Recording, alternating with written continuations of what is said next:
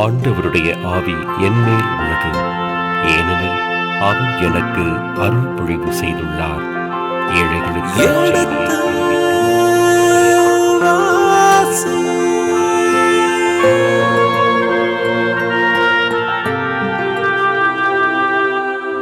எடுத்து வாசி.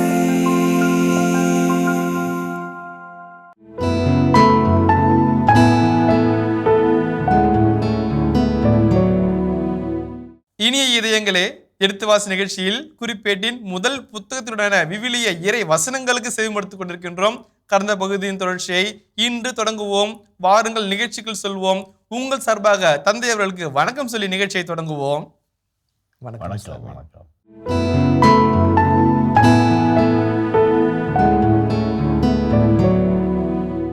11ஆம் வசனத்தை வாசிங்க. 11:12.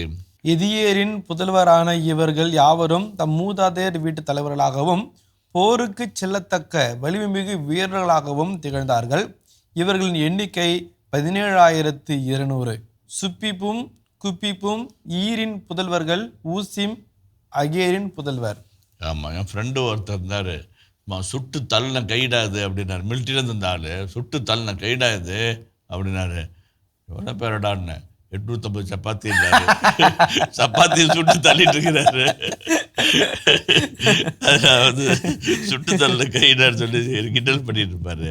எதுக்காக சொல்கிறேன் அப்படின்னாக்க, இந்த இடத்துல பாருங்களேன், போருக்கு செல்லத்தக்க வலிமைமிகு வீரர்களாக, போருக்கு செல்லத்தக்க என்னன்னாக்க இவங்க உள்ளே வந்தாங்கனாக்க உடனே you can take them for war, they'll be ready for war, trained soldiers, professional soldiers என்பதை குறிப்பிட்டு சொல்லுகின்றார்.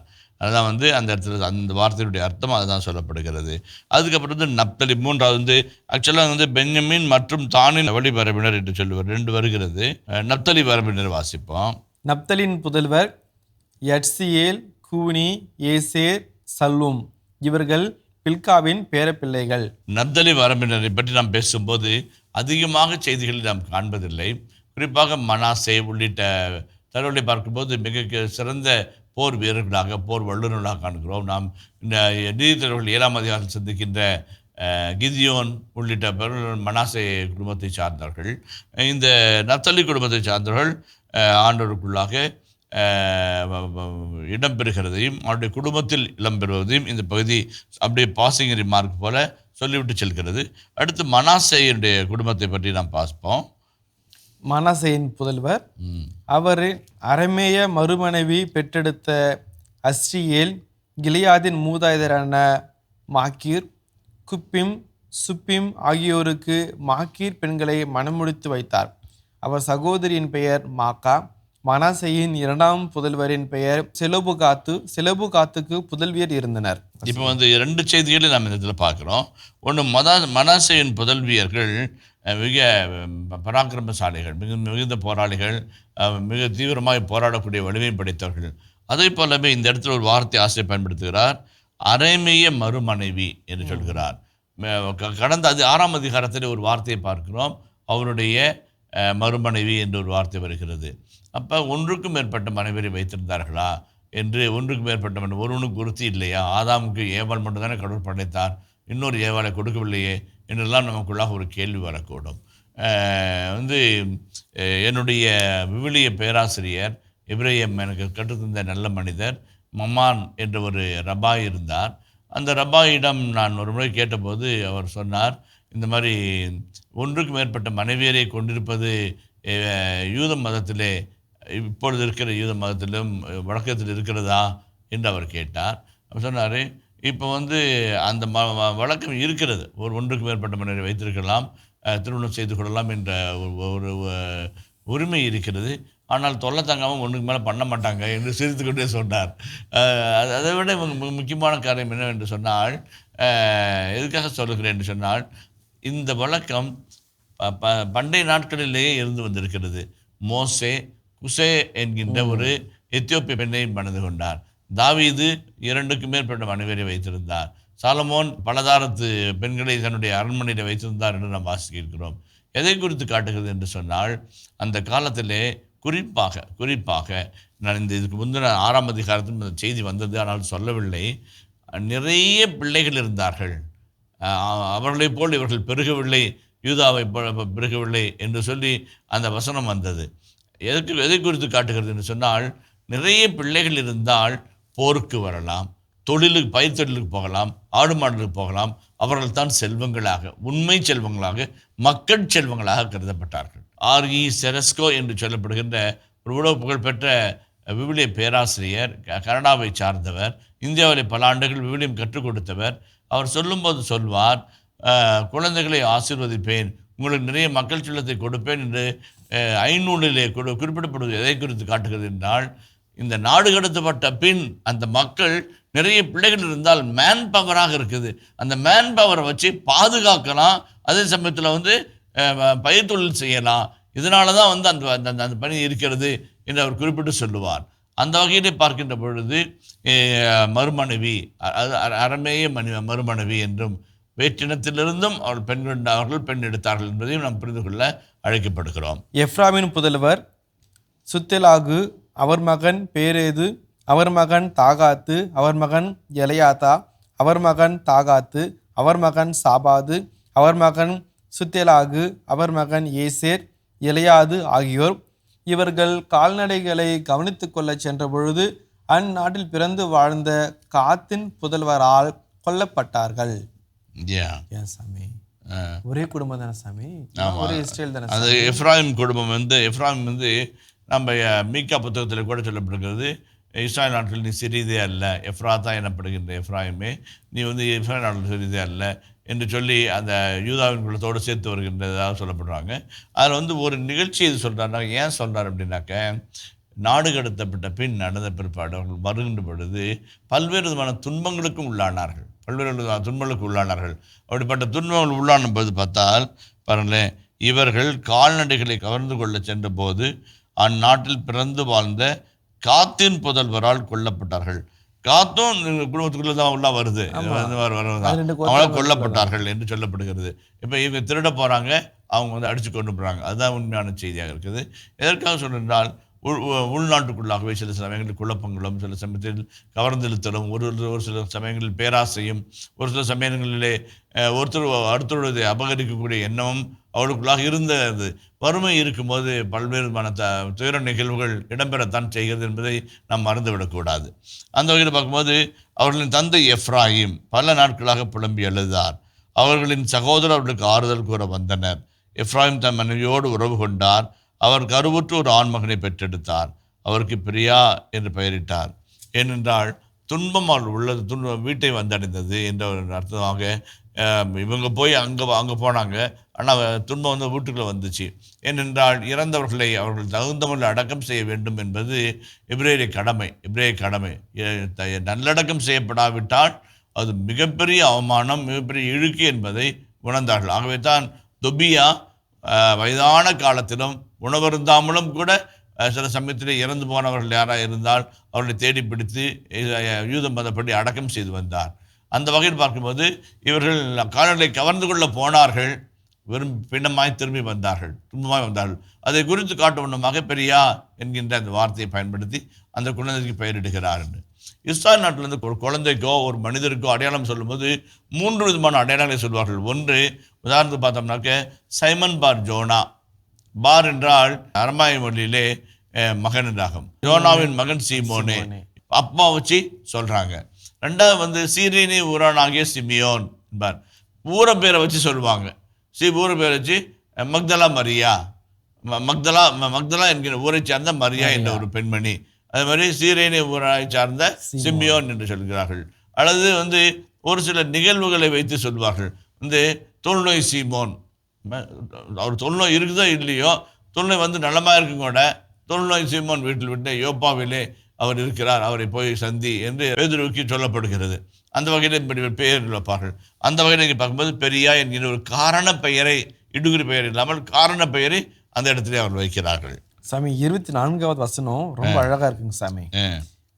எப்ராஹிமின் மகள் சிரேயா, இவர் கீழ் மேல் பெத்கோரோனையும் உசேன் சிரேயாவையும் கட்டி எழுப்பினார்.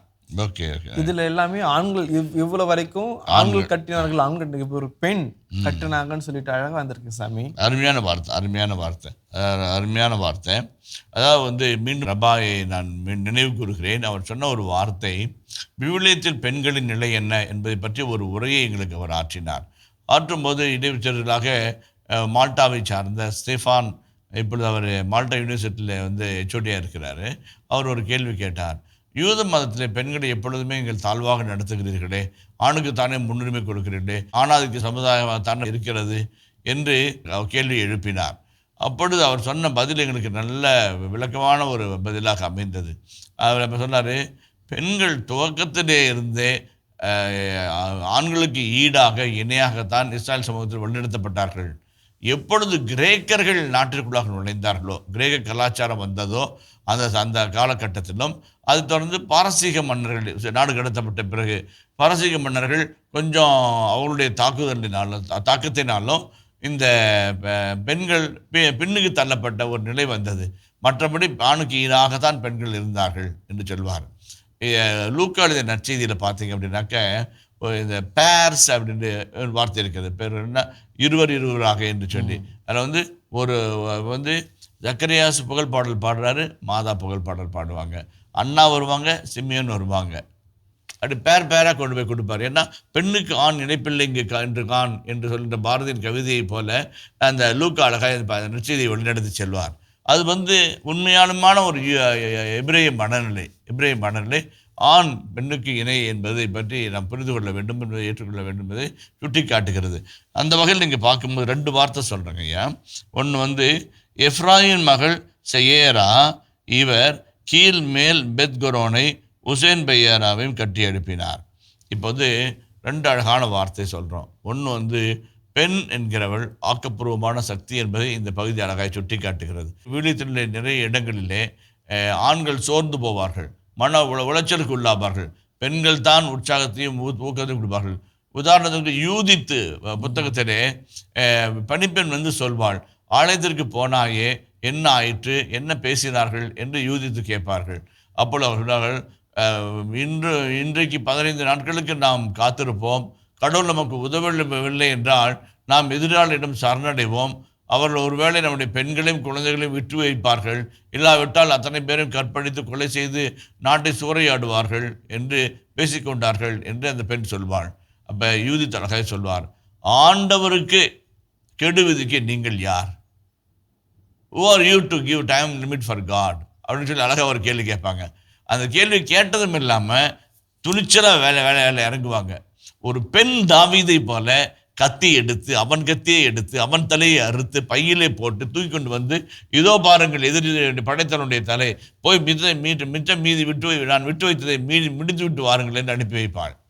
அப்போ அந்த பெண்ணுடைய கட்டி எழுப்பும் தன்மை, அந்த நாட்டையே கட்டி எழுப்புறாங்க, ஒரு பெரிய மாபெரும் முற்றுகையே தகர்த்தெறிகிறாங்க. அதுதான் அந்த பெண்ணுடைய தன்மை. அதே போல் எஸ்தருடைய நிலையும் ரொம்ப அழகான ஒரு நிலையாக இருக்கும். சூசானாவின் நிலை அதை விட அழகான நிலை. ஒரு கையறு நிலையில் இருக்கின்ற அந்த பெண் கதறி அழுவாள். நான் இப்படி மாசத்தோட நிலையில் இருந்தாலும் என்னுடைய மாசத்த தன்மைக்காக நான் பலியாகிறேனே என்று அவள் கதறுவாள். அப்பொழுது ஆண்டவருடைய ஆவி தானியேலை தூண்டி எழுப்ப அவளுடைய உண்மையின் நிலை வெளிப்படுத்தப்படும். அப்போ அந்த ஊரே கண்கள் விழிக்கும். இவங்க 2 பேர்த்திட்ட நம்ம நியாயத்துக்கு நம்ம போய் நின்னோம், இவன் சொல்கிற நியாயத்தை கேட்டு நாம் வாழ்க்கை நடத்தணும், ஆனால் இவங்களே நியாயமற்ற மனிதர்களாக இருக்கிறாங்களே, அறிவு இருந்திருக்கிற மாதிரி அறிவு இல்லாமல் போயிட்டாங்களே என்று அவர்கள் உணர்ந்து கொண்டார்கள். அப்போ அந்த விவிலியத்திலே பெண்கள் பல இடத்துல கட்டி எடுப்பினார்கள். இந்த செய்தியை நீங்கள் சொன்னது ரொம்ப அழகான அழகான வார்த்தை. நீங்கள் சொன்னது இது நாள் வரைக்கும் இந்த இடம் 7 அதிகாரங்களிலே எல்லா இடங்களிலும் ஆண்கள் தான் கட்டி எழுப்பினார்கள். இந்த இடத்துல ஒரு பெண் கட்டி எழுப்புகிறாள், நகரை, நாட்டை, ஊரை கட்டி எழுப்புகிறாள். அவருடைய பங்கும் சரிசமமானது, ஈடானது என்பதை நாம் மறந்துவிடக்கூடாது என்பதை இந்த பகுதி சுட்டி காட்டுகிறது. அதே போலவே கட்டி எழுப்பினார் என்ற வார்த்தைக்கு பனா என்ற எபிரேய சொல் பயன்படுத்தப்படுகிறது. பனா என்ற எபிரேய சொல் எழுதப்படுகிறது. BANAH என்று சொல்வார்கள். பனா தேர்டு ஹே வர்ப் என்று சொல்வார்கள். அந்த பனாவிலே கட்டி எடுப்பார்கள் என்று சொன்னால் கல், மண், செங்கல் அது மட்டும் கிடையாது, ஒரு குழுமத்தையே கட்டி எழுப்பது, ஒரு ஊரையே கட்டி எடுப்பது, ஒரு நகரையே கட்டி எழுப்பது. அதான் ஆண்டவரே வீட்டை கட்டினால் ஒழிய வீடு கட்டுடைய முயற்சி எல்லாம் வீண். என்ன சொல்றது, செங்கல் கல்லையா சொல்றாங்க அவங்க? இல்லை, கணவன் மனைவி பிள்ளைகள் பேரப்பிள்ளைகளுடைய பேரப்பிள்ளைகள் கொள்ளு பேரன், ஆண்டவரே வீட்டை கட்டினால் ஒழிய வீடு கட்டிய முயற்சி எல்லாம் வீண் என்று சொல்லப்படுகிறது அல்லவா? அதான் நான் சொல்ல வரேன்.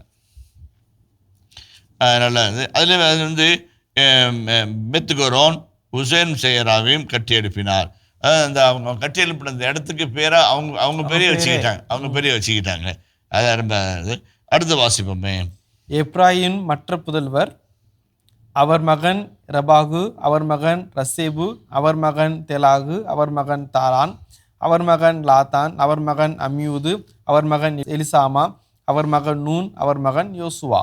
இப்போ பாருங்களேன், இந்த பகுதியில் 27ஆம் வசனத்தை பாருங்கள். ரொம்ப நாசுக்காக எளிமையாக ஜோஷுவா என்கிறவர் ஒரு மாபெரிய சகாப்தம் சரித்திரத்தை சரித்து போட்ட ஒரு சீமான். அப்படிப்பட்ட ஒரு மனிதர் நூனின் மகன் யோசுவாவின் வருகிறது. இந்த இடத்துல தலைப்பட்ட சாதாரணமாக காட்டும்படியாக இவங்க பரம்பரை தான் அவங்களும் என்று அழகாக சொல்லாமல் சொல்லுவார். அப்படி ஒரு சில இடத்துல வந்து நம்ம வந்து ரொம்ப அழுத்தி சொல்லக்குள்ள ரொம்ப இம்பார்ட்டன்ஸ் ஆகும். சாதாரணமாக சொல்லக்குள்ள அந்த முரண் தொடை என்று சொல்வார்களே, அதே போல் இந்த இடத்துல ரொம்ப எளிதான முறையிலே இந்த வம்சத்தை சார்ந்தவர் தான் யோசுவாவும் கூட என்று சொல்லிவிட்டார். ஆனால் மேலே பார்த்த சேராவுக்கு 2 வசனங்கள் இல்லைங்களா? அது மொழி நடை சொல்லும் விதம், வரலாற்றை தொகுத்து கொடுக்குற பகுப்பு நிலை. அதேமாதிரி சிற்றூர்கள், அதே மாதிரி அவர்கள் உடைமைகளும் 28 வாசிப்புமே. அவர்கள் உடைமைகளும் குடியிருப்புகளும் இவையே: பெத்தேல் அதன் சிற்றூர்கள், கீழ்ப்புறத்தில் நாரான், மேல்புறத்தில் கேசேர் அதன் சிற்றூர்கள், செக்கேம் அதன் சிற்றூர்கள், ஐயா அதன் சிற்றூர்கள். மனசேயின் புதல்வரை அடுத்துள்ள பகுதிகளில் பெட்சான் அதன் சிற்றூர்கள், தானாக்கு அதன் சிற்றூர்கள், மெகிதோ அதன் சிற்றூர்கள், தோர் அதன் சிற்றூர்கள். இவற்றில் இஸ்ரேலின் மகன் யோசேப்பின் புதல்வர் வாழ்ந்து வந்தனர். ஓகே, இப்போ வந்து நல்லா பாருங்களேன். இவற்றில் இஸ்ராயேலின் மகன் யோசேப்பின் புதல்வர் வாழ்ந்து வந்தனர். அதாவது ஒரு செய்தியை நம்ம நல்லா புரிஞ்சுக்கணும். அதாவது இஸ்ராயல் நாடு கடத்தப்படுகிறது. 567 நாடு வீழ்த்தப்படுகிறது பபிலோனிய மன்னர்களினாலே. உள்நாட்டு மன்னர்களுடைய குழப்பங்களினாலும் சரியான முடிவெடுக்க முடியாத தன்மையினாலும் நபுகத்நேச்சார் என்று சொல்லப்படுகின்ற பபிலோனிய மன்னனிடம் வீழ்கிறது. இப்போ கிட்டத்தட்ட வந்து அக்ராய்டு என்று சொல்லப்படுகின்ற விவிலிய வல்லுநர் சொல்லுவார், 45,000 மக்கள் கைவிலங்கோடு ஏற்பட்டு செருப்பு இல்லாமல் கிட்டத்தட்ட 700 கிலோமீட்டர் 750 கிலோமீட்டர் வந்து நடந்து சென்று இழுத்து செல்லப்பட்டார்கள். தண்ணி இல்லாமல், சாப்பாடு இல்லாமல், ஒருவேளை சாப்பாடு, அரை வயிற்று கஞ்சி என்று சொல்லி நாடு கடத்தப்பட்டார்கள். அங்கே கேஃபார் என்கின்ற எசேக்கியேல் 3ஆம் அதிகாரம் சொல்லப்படுவது போல கேஃபார் என்கின்ற இடத்திலே அவர்கள் குடியமர்த்தப்படுகிறார்கள். திரும்பி வரும்போது அவர்கள் வந்து என்ன நினச்சி வராங்க? நம்ம போவோம், நம்ம நாட்டுக்கு போவோம், மாளிகை கூட கோபுரம் இருக்கும், நம்ம கோயில் இருக்கும், அரண்மனை இருக்கும், நம்ம குடியேறுவோம் அப்படின்னு. நம்ம விட்டு போன வீடுகள்லாம் இருக்கும், பார்த்துக்கலாம் அப்படிம்பாங்க. வரும்போது 3 விதமான துன்பங்களை சந்திக்கிறார்கள். சிறிய இறைவாக்கிற புத்தகங்களில் அழகாக சொல்லப்பட்டிருக்கும் 3 விதமான துன்பங்கள். 1, மிகப்பெரிய பஞ்சம், மழை இல்லை, கடுமையான வறட்சி. 2வது, சொந்த ஊரிலே எந்த நிலத்தை விட்டு வந்தார்களோ அந்த நிலங்கள் எல்லாம் அந்த ஊரிலேயே நாடு கடத்தப்படாமல் விடப்பட்ட யூதர்களினால் ஆக்கிரமிப்பு செய்யப்பட்டது. இப்போ சொந்த இடத்துல சண்டை போக முடியாமல் தடுமாறி நிற்கிறாங்க. நம்மளுக்கு எது நிலம், நம்ம நிலம் எது அப்படின்னு கேட்குற நிலைமைக்கிறாங்க. 3வது, பக்கத்தில் இருக்கிற வடநாட்டில் இருக்கிற சமாரியர்கள், இஸ்ராயல் மக்கள் சமாரியர்களாக மாறிட்டாங்க. ஏன்னாக்க பிற ஜாதி மக்களோடு சேர்ந்து ரத்த உறவு கொண்டு கல்யாணத்தில் பொண்ணு எடுத்து பொண்ணு கொடுத்து அவனுடைய சமாரியர்களாக மாறிட்டாங்க. அவங்க என்ன நினைக்கிறாங்க? இவனுக்கு திரும்பி வந்துட்டானுங்க, வந்தாக்க நம்மளுக்கு ஆபத்து, இவங்களை விடக்கூடாது என்று சொல்லி இவர்கள் செய்கிற ஒவ்வொரு காரியத்துக்கும் முட்டுக்கட்டை போட்டு தடுத்து தாக்கி குரில்லா தாக்குதல் நடத்தி இவர்களை துன்புறுத்தினார்கள். இந்த 3 வகையான துன்பங்களுக்குள்ளாக மாட்டிக்கொண்டு முழிக்கின்ற சமயத்தில் தான்